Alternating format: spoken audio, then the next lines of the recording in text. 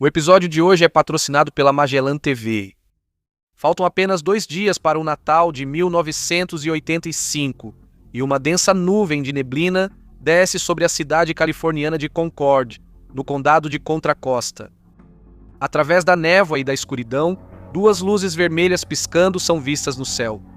Um avião aparece descendo em direção à pista do aeroporto Buchanan Fields, nos arredores, a oeste da cidade. As condições climáticas estão longe do ideal para voar, mas atrás dos controles do avião bimotor Beechcraft 95, a 55 Barron está um piloto experiente. O veterano da Segunda Guerra Mundial, James Graham, já voou na Marinha e passou quase meio século dentro da cabine. A neblina densa, no entanto, torna o pouso difícil mesmo para um piloto experiente.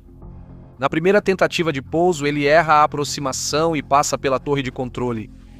Essas situações são mais prováveis de acontecer quando a visibilidade está baixa, como está hoje. Graham sobe com sua aeronave para outra aproximação e desaparece nas nuvens. De repente, o avião surge em uma curva acentuada à direita, descendo rápido.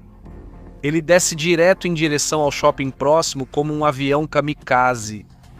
Uma forte explosão sacode o bairro, seguida por uma bola de fogo que sobe a 12 metros de altura. O avião colide com a claraboia do shopping Sun Valley e causa um caos lá dentro.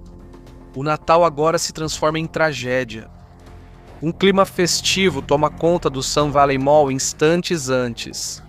O Natal é daqui a 2 dias e o shopping está cheio de pessoas comprando de última hora e crianças esperando pelo Papai Noel.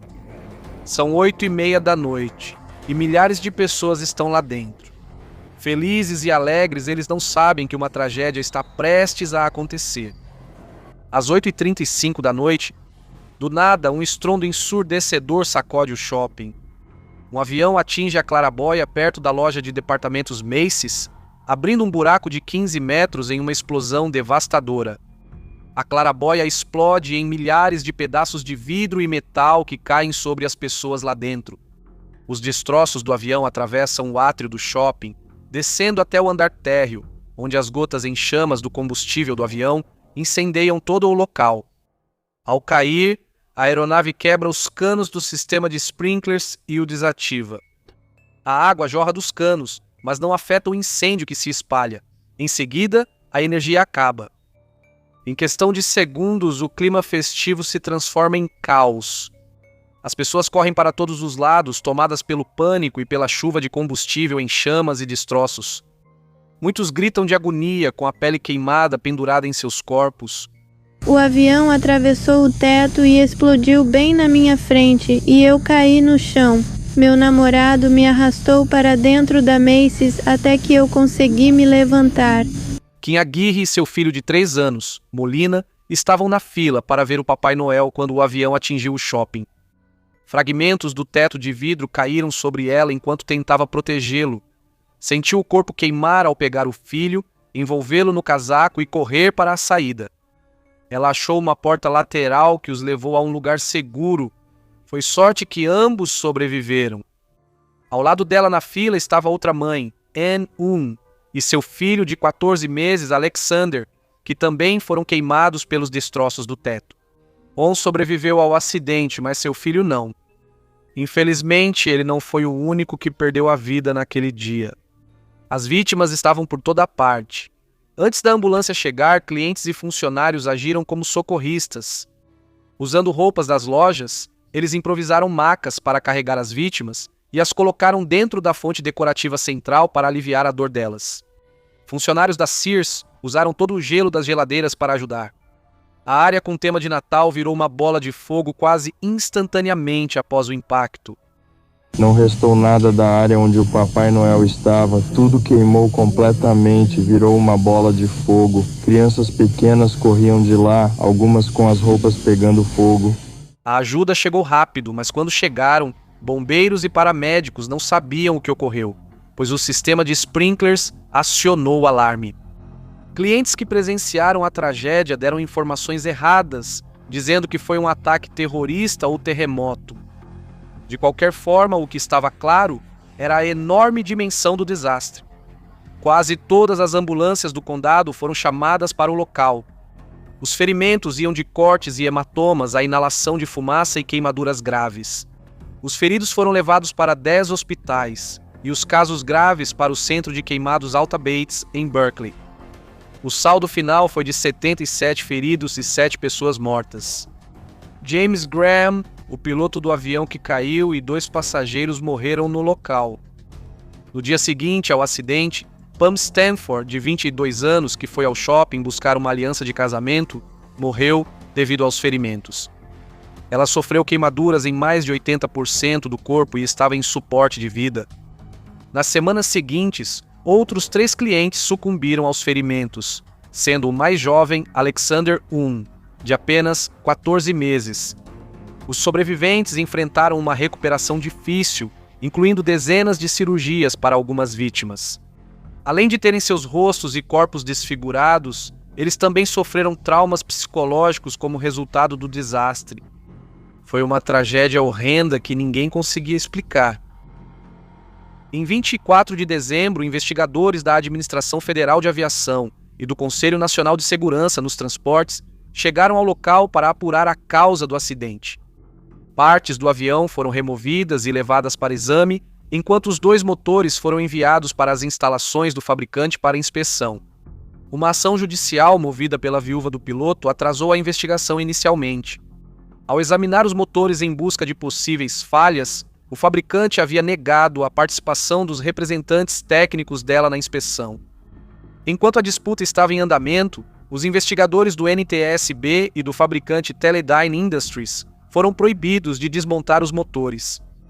O Tribunal Distrital rejeitou as exigências da viúva e permitiu a continuidade da inspeção dos motores. A investigação, no final, não encontrou problemas mecânicos com o avião e concluiu que o acidente foi causado por erro do piloto e desorientação espacial. Se o erro de Graham foi devido à desorientação, a neblina que cobria o aeroporto de Buchanan Field naquela noite estava sem dúvida por trás disso. Em tais condições, um piloto poderia rapidamente perder a noção de sua posição em relação ao solo. James Graham, porém, era um piloto experiente em condições climáticas difíceis. De acordo com seus colegas, ele era calmo e não tinha o hábito de correr riscos ou cometer erros graves como esse. Então, o que aconteceu para que o piloto experiente colidisse seu avião diretamente em um shopping lotado?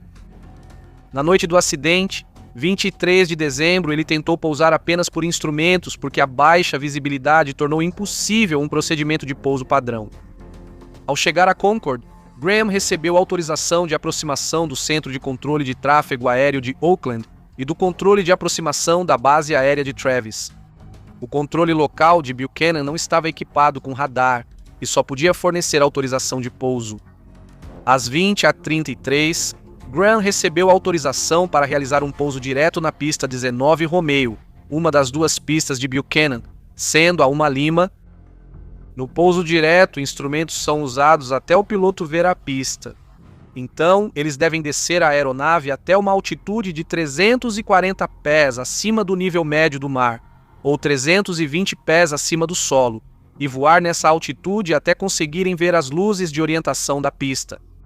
No entanto, se eles chegarem à cabeceira da pista, o chamado ponto de aproximação perdida, e não avistarem a pista, devem arremeter a aeronave e executar o procedimento de aproximação perdida. Isso significa que o piloto vai abortar o pouso e arremeter. Foi exatamente isso que aconteceu naquela noite. Às 8h35, Graham arremeteu e informou a torre que faria outra tentativa de pouso. O controlador da torre pediu que Graham contactasse o controle da base aérea de Travis.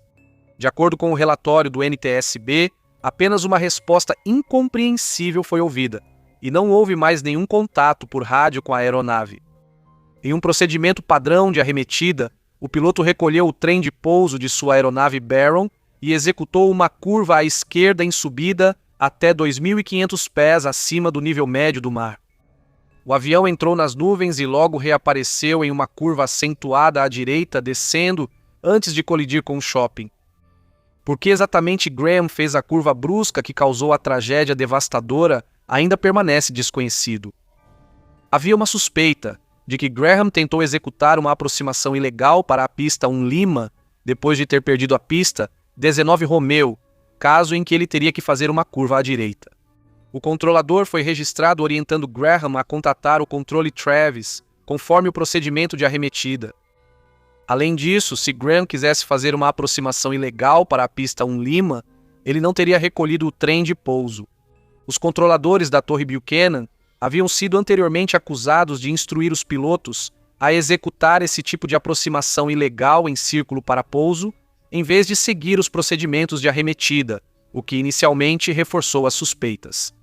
O relatório do NTSB concluiu que erro do piloto, desorientação e condições meteorológicas adversas foram as causas prováveis da tragédia. O acidente no Sun Valley Mall enfureceu o público. No passado, já houve pedidos de fechamento do aeroporto, pois era considerado inadequado para a comunidade. Quando o aeroporto Buchanan Field foi construído em 1943, ele era cercado por pântanos, campos e nogueirais. 42 anos depois, a região tinha conjuntos habitacionais e centros comerciais. Em 1985, começava a virar polo corporativo, com prédios comerciais altos surgindo nas ruas próximas ao aeroporto e na rota de voo. O medo de que acidentes semelhantes ou até piores pudessem acontecer aumentou com a proposta de introduzir voos da Pacific Southwest Airlines, com grandes aviões comerciais vindos do Aeroporto Internacional de Los Angeles. Nos meses de inverno, a neblina permanece por semanas em Concorde e limita a visibilidade a zero, caso em que os pilotos precisam voar baixo usando apenas instrumentos para pousar. Nos arredores do aeroporto Buchanan Field, isso era uma empreitada perigosa. Moradores afirmam que a negligência dos planejadores de Concorde tornou o acidente no shopping Sun Valley uma tragédia anunciada. Especialmente porque 1 ano e meio antes, outro pequeno avião caiu em um galpão de armazenamento de uma concessionária na mesma rua do shopping Sun Valley. 6 pessoas morreram. No entanto, apesar da preocupação dos moradores, o aeroporto continuou funcionando, mas apenas para serviços não comerciais. O desenvolvimento da cidade seguiu os planos, com novos prédios altos erguidos próximos ao aeroporto. GPS e visão infravermelha tornaram os voos de e para Buchanan muito mais seguros do que eram em 1985. O shopping Sun Valley reabriu após reformas, e as lojas não afetadas voltaram a funcionar no dia seguinte. No fim, as autoridades municipais foram responsabilizadas pelo acidente, e processos dos sobreviventes, famílias das vítimas e donos das lojas destruídas foram movidos contra elas. De acordo com as reclamações, o shopping não deveria ter sido construído tão perto do aeroporto. Mais de 100 reclamantes receberam indenização de 11,5 milhões de dólares após anos de processos. Isso seria o equivalente a cerca de 31 milhões de dólares hoje. Assista a este episódio a seguir se você achou este vídeo interessante. Por favor, deixe um like e um comentário se quiser apoiar o canal.